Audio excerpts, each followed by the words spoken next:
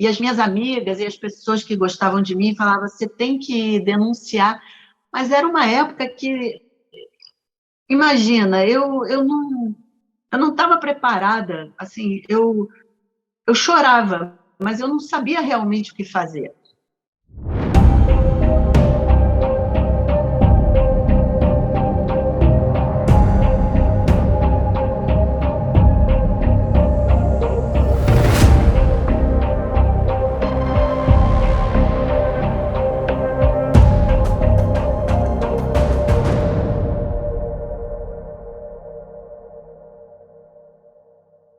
Meus 4 avós vieram da Polônia e papai veio para o Brasil de navio aos 6 anos de idade. Ele e o irmão mais velho dele, tio Silvio. Mamãe nasceu aqui, no Rio de Janeiro, e o judaísmo, ele era uma coisa, sabe, natural para mim. Não tinha... A gente vai entendendo, né, dentro da sociedade o que a gente é. A gente vai nascendo com os valores da família e eles vão entrando dentro da gente assim de uma forma muito natural, né? Você não pensa muito sobre isso, você vai sendo criado daquela forma. Então, eu acho que o judaísmo ele começou a entrar mais conscientemente no Eliezer Steinberg, onde eu estudei dos 3 aos 14 anos. E ali sim eu fui entendendo a tradição, dentro de qual tradição eu tinha nascido. Vamos dizer assim que a Alma e Moral, que hoje eu faço no teatro, já tem, esse ano, em 2022, vou completar 16 anos no teatro. Ela é uma peça que é uma ponte entre todo o meu amor do passado, né, de toda uma Clarice que sempre amou a sua família, que sempre teve laços muito estreitos com a família, que precisou se distanciar de muitas coisas para poder compreendê-las, compreendeu outras tradições para poder também compreender a sua, e a Alma e Moral, vamos dizer assim, que é um coroamento a um amadurecimento meu e a uma revalorização de toda a minha educação e toda a minha história.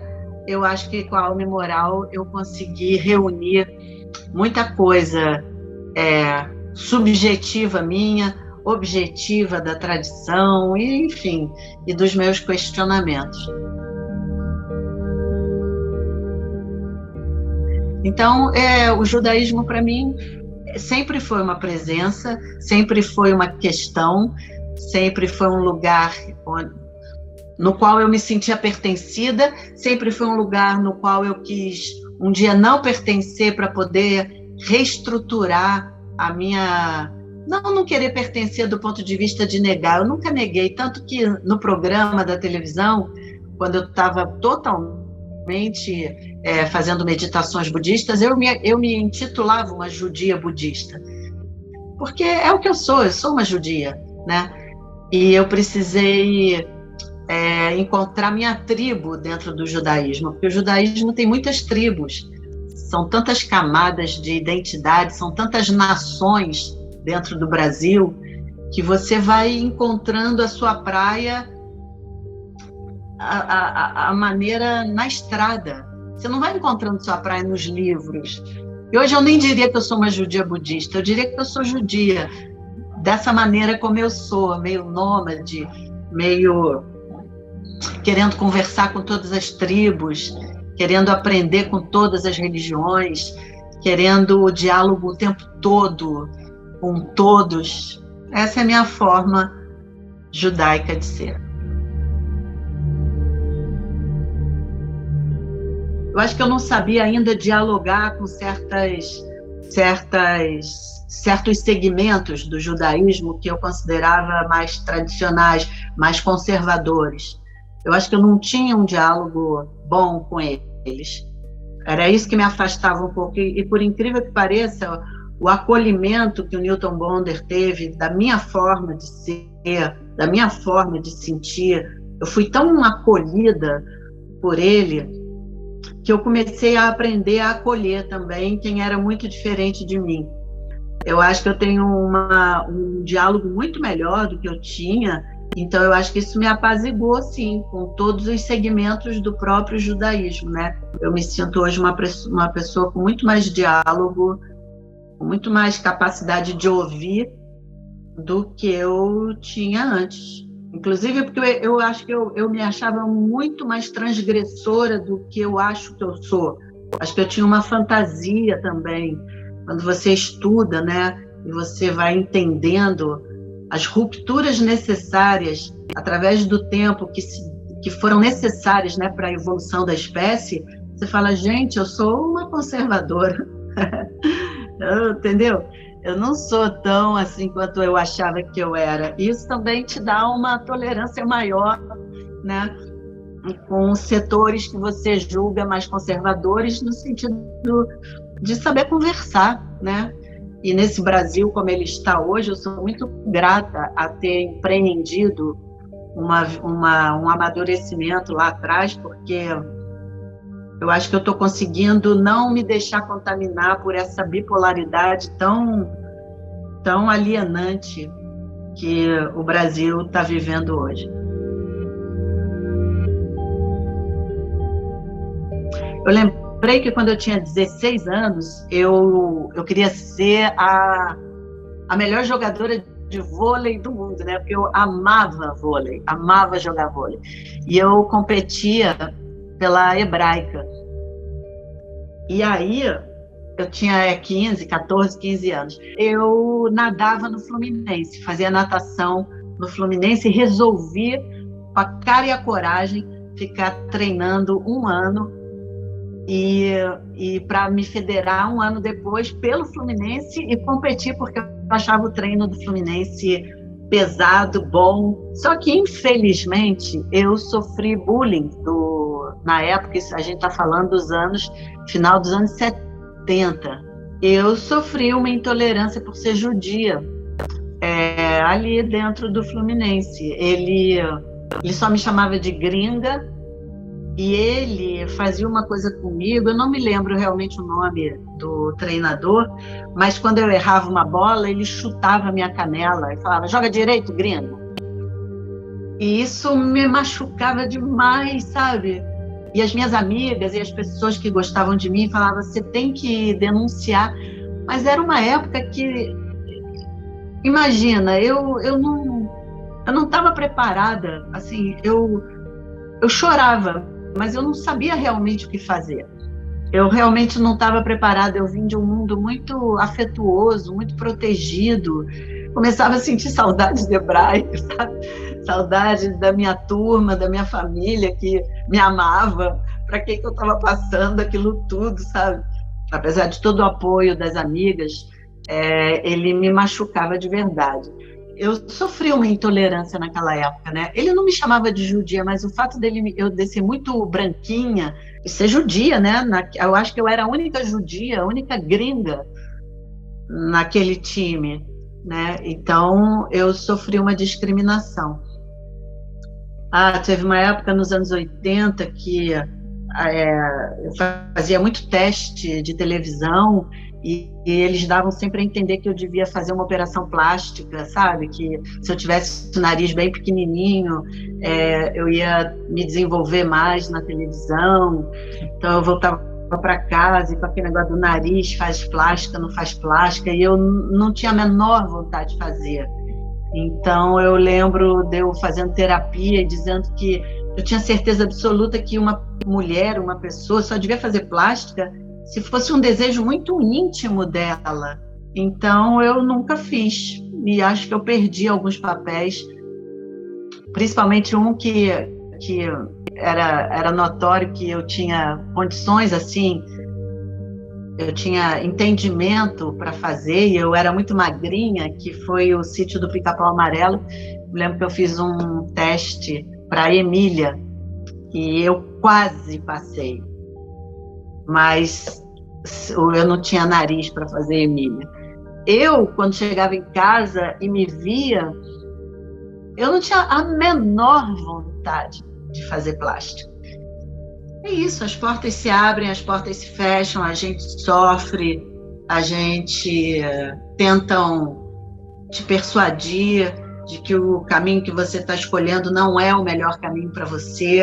Você vai para casa, você pensa, você discute com você mesmo, você fala no espelho, você se questiona, mas acaba que as suas convicções são elas que vão determinar qual o caminho que é bom para você. Eu faço a Alma e Moral, que é essa adaptação do livro Alma e Moral do Rabino Newton Bonder. Eu faço uma peça chamada Coração de Campanha.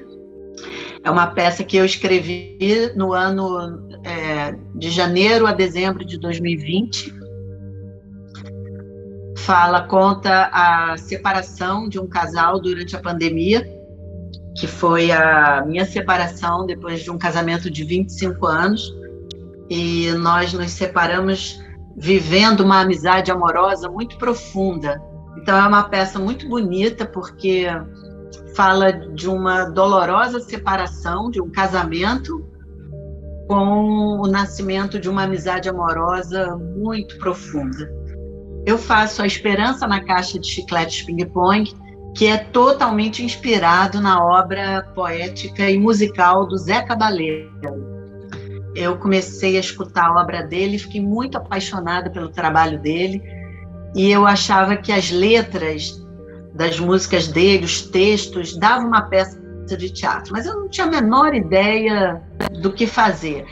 Paralelo a isso, era o governo Dilma, se não me engano, Dilma sofrendo um impeachment, e eu vendo muita gente saindo do Brasil, e acabei conhecendo o Zeca, a vida conspirou, e eu falei para ele, eu acho que você tem uma textura teatral, que é uma peça que todo mundo diz assim, uma atriz de teatro dizendo por que ela fica, por que ela não vai embora. É uma peça que o Zé Cabaleiro faz a direção musical, a Amir Haddad também fez a supervisão de direção, e eu atuo, é um monólogo também.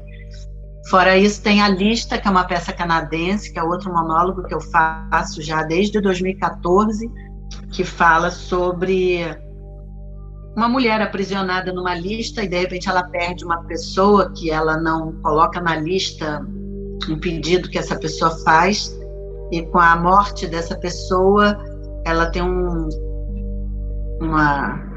despertar muito profundo sobre o dia a dia dela e o que significam as listas. Enfim, é uma peça muito, muito, muito bonita.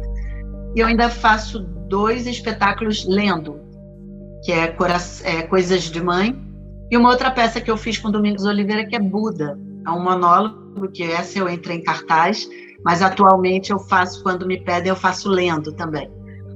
E eu preparo ainda mais duas ou três para daqui a uns 3, 4 anos. A educação do Vitor, ela foi uma educação muito mais ligada ao teatro, vamos dizer assim, à música, ao teatro, do que... Mas ele, como diz minha mãe, a minha mãe diz, Clarice, como é que seu filho quis fazer bar mitzvah? E ele quis. E ele fez com Newton Bonder. E a gente ficou muito feliz, porque foi uma opção dele. Ele e o Newton Bonder se dão, assim, parecem velhos amigos. Ele muitas vezes já marcou papo pessoal com o Newton, sabe? Como se o Newton fosse assim, uma espécie de psicanalista dele, sabe? Ele se aconselha muito com o Newton, é muito bonito de ver a confiança que ele tem. Então, acho que o meu mundo teatral aproximou demais o Vitor ao judaísmo, porque o judaísmo tem uma ligação com a cultura muito visceral, né? Meu pai tinha uma ligação com a cultura, com a música, então eu acho que todo mundo que ama a cultura é um pouco judeu, sabe? Porque o judeu, ele tem muita ligação com a educação e com a cultura. Então, são mundos muito entrelaçados, sabe? Eu me lembro do Vitor, pequenininho, dizendo: eu sou agnóstico. Ele fala, aquela criança falando isso, sabe?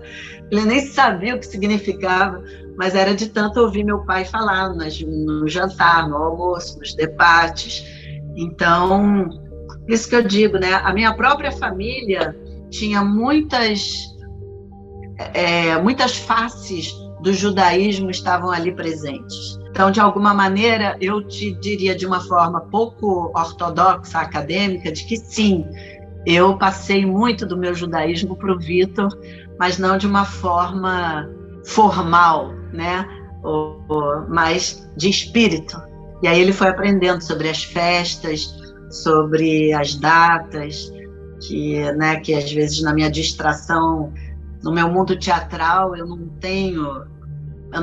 muitas vezes eu não tenho como respeitar aquela data, eu tenho peça, eu tenho que fazer. Enfim, eu vou seguindo, vou inventando a minha maneira, né? Mas com profunda gratidão por tudo isso. Então, o judaísmo, esse lado humano, né, o lado profundamente humano do judaísmo, dessa solidariedade humana, ela é muito comovente e eu fui testemunha várias vezes disso, na família e na vida.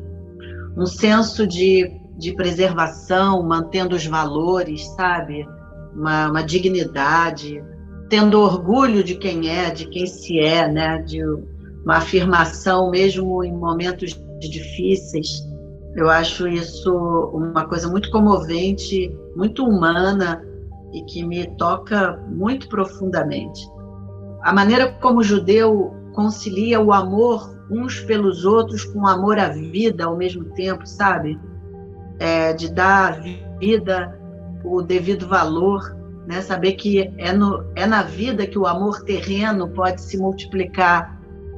Então, a vida é um patrimônio muito especial de ser mantida, né? Então, é nesse lugar que me toca, né? Quando as músicas, a dança, a maneira de se manter unido, pela cultura e pelas tradições, isso é uma coisa que me toca demais o coração.